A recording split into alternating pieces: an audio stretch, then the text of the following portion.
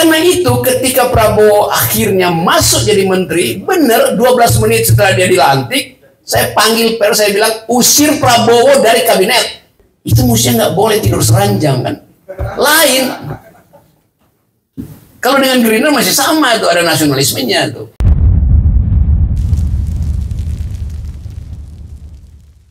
Kira-kira 6 bulan lalu Pak Ahmad Saiku datang ke tempat saya dengan DPP untuk bicara tentang keadaan negara. Itu saya terangkan keadaan itu. Saya berteman dengan Presiden PKS. Coba kita lihat satu persatu. Pak Prabowo hanya bergabung dengan Pak Jokowi. Oke, motifnya apa itu? Mungkin dalam dugaan saya, kendati saya tahu intinya, tapi saya duga-duga aja. Pak Prabowo sebagai orang yang ditrain di dalam ideologi negara kesatuan, melihat potensi berlanjut bila dia tidak masuk dalam kabinet. Itu keterangan ideologisnya. Tapi kalau kita baca keterangan taktisnya, Prabowo menganggap bahwa era Jokowi itu pasti akan berhenti di dalam keadaan yang tidak normal. Karena itu Prabowo seolah-olah menunggangi ketidaknormalan itu. Dia membaca bahwa akan ada krisis di situ. Dan mungkin itu yang benar. Ternyata terjadi krisis konstitusi. Karena Jokowi tetap berupaya untuk memperpanjang kekuasaannya. Mulai dengan isu 3 periode, gagal, isu perpanjangan, gagal, akhirnya isu untuk menyodorkan seorang pemuda sebagai calon dinastinya kan. Jadi kita satu waktu mungkin akan tunggu halaman 212 dari biodata biografi Pak Prabowo yang mengulas soal ini. Saya nggak mau mendahului itu karena keadaan bisa memungkinkan debat kalau kita teliti secara lebih historis. Tetapi bagi saya poinnya harusnya Prabowo ada di luar. Karena itu pada waktu 2019 kan saya dianggap pro Pak Prabowo tuh. Rocky Gerung adalah calon menteri Prabowo, diucapkan di mana-mana tuh. Padahal nggak ada soal-soal semacam itu. Saya bilang ini juga nih Gerindra, coba you ingat ya. Saya bilang waktu kampanye terakhir, kalau Anda Pak Prabowo terpilih jadi presiden, 12 menit setelah Anda jadi presiden, saya akan mengkritik Anda tuh. Satu geger semua. Pak Prabowo bilang, ya memang benar, harus ada kritik. Jadi saya bilang, saya bukan pendukung Prabowo. Tapi Anda kan beroposisi. Wartawan waktu itu tanya saya, kan Pak Rocky beroposisi pada Jokowi, Prabowo beroposisi pada Jokowi. Oleh karena itu, Anda ada pendukung Prabowo. Kenapa nggak sebaliknya? Kenapa bukan Prabowo pendukung saya? Sama kedudukan logisnya. Right? Make sense. Karena itu ketika Prabowo akhirnya masuk jadi menteri, benar 12 menit setelah dia dilantik, saya panggil pers, saya bilang usir Prabowo dari kabinet. Karena itu hak cebong, bukan hak kampret. Saya dilaporin oleh Gerindra, polisi itu, Rocky Gerung menghina. Serius terjadi kan? Lalu orang bingung, loh kenapa Anda nggak dukung Prabowo?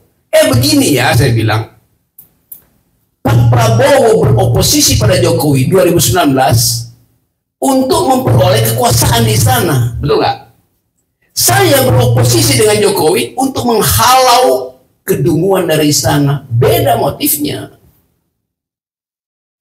Saya nggak cari kekuasaan, tapi saya beroposisi. Dan Pak Prabowo undang saya untuk terangin, kenapa Anda bilang begitu? Saya bilang, iya, saya konsisten. Kan saya bilang 12 menit setelah Anda jadi presiden, saya akan kritik Anda tuh. Tapi kan saya nggak jadi presiden. Bahkan sama aja, Anda masuk istana, artinya Anda ada dalam kekuasaan. Maka saya kritik. Akhirnya Pak Prabowo bilang, oke, DPP, jangan laporin Pak Rocky. Karena dia berpikir secara akademis. Itu hebatnya Prabowo, ngerti soal itu. Anda Gerindra juga.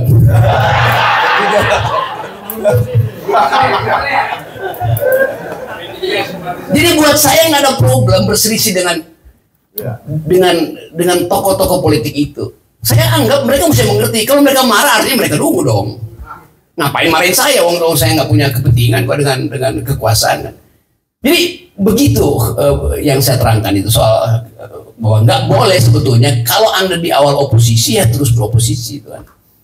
Yang terjadi juga begitu sekarang tuh. Ada koalisi, tapi bisa beda koalisi itu pagi dibikin Jokowi, sorenya Jokowi berubah pikiran diajak minum kopi, berubah lagi koalisinya, kan. Kan koalisi itu ada ketetapan hati dari awal sampai akhir. Bayangin koalisi bisa berubah-ubah. Di mana ada teori begituan? PDIP berkoalisi dengan P3 tuh. Bagaimana mungkin PDIP berkoalisi dengan P3? P3 inginnya ada ekonomi syariat Islam.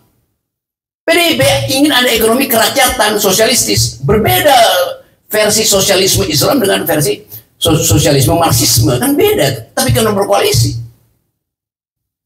Karena berebut amplopnya Sandiaga Uno.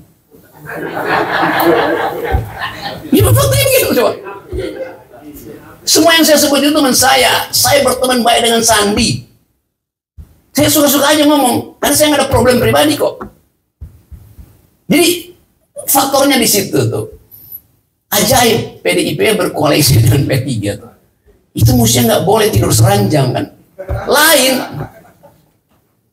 Kalau dengan Gerindra masih sama tuh, ada nasionalismenya tuh. Jadi dasar-dasar itu yang sering saya terangkan supaya kita paham bahwa ada distingsi.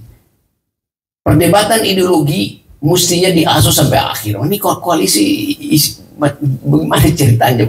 Jadi memang tadi bertanya, memang kacau, benar-benar kacau negeri. Kalau kita lihat dari atas.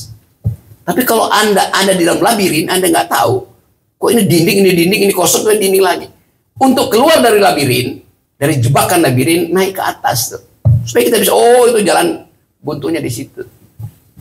Nah saya nggak mau ada dalam labirin. Karena saya mau lihat di mana keblok negeri ini. Terblok dalam pikiran. Saya masih usulkan jalan keluarnya adalah nolkan presidensial threshold. 2 kali saya ke Mahkamah Konstitusi ditolak. Yang pro saya cuma PKS sama Demokrat. Kalah pula.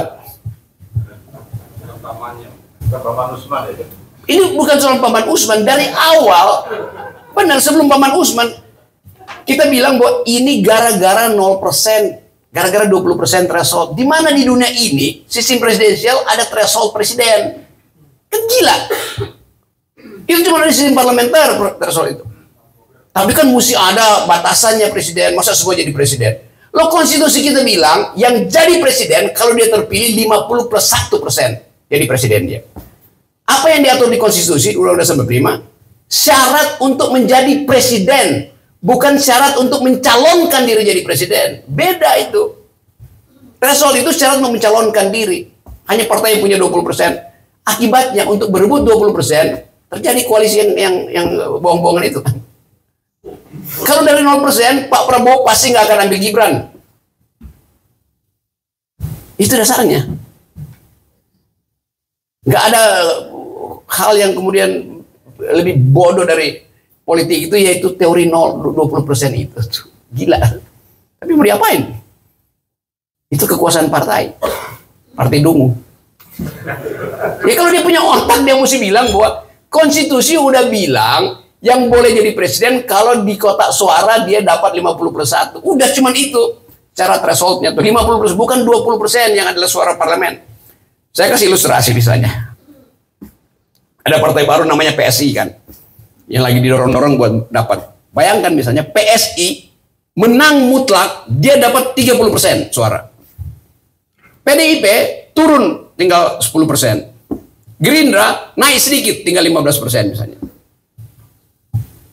Mestinya yang boleh mencalonkan diri sebagai presiden PSI. Ya kan? Tetapi aturannya bilang Anda partai baru, walaupun Anda punya